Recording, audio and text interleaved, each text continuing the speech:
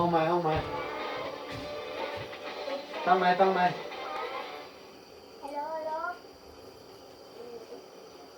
เดี๋ยวปากแดงๆนะ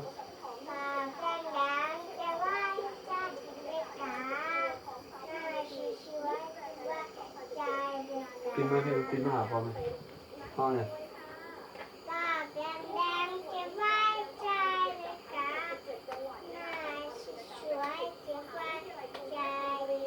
ทั้งแผ่นดินทั้งแผ่นดินเลย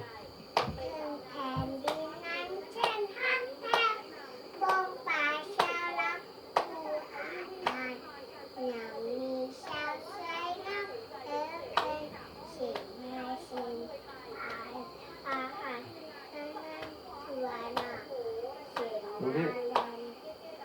ห้อง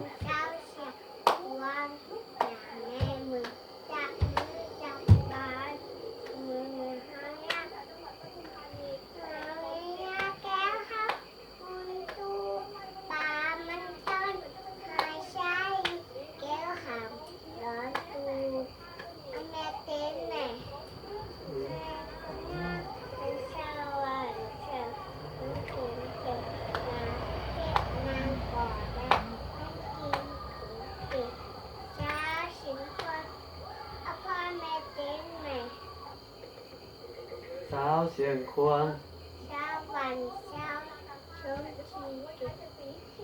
ลุงลาว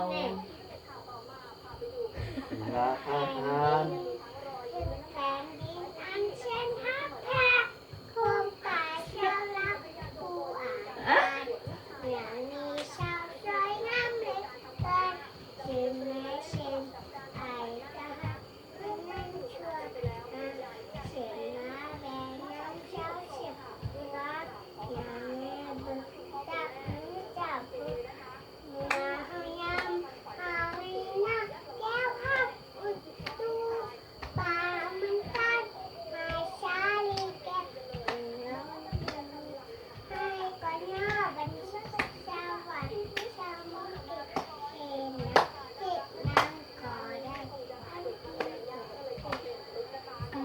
เสียงเพลงติดใจพวกฉัน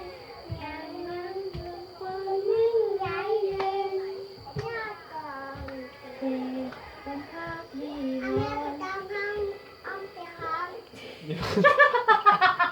พอละนี่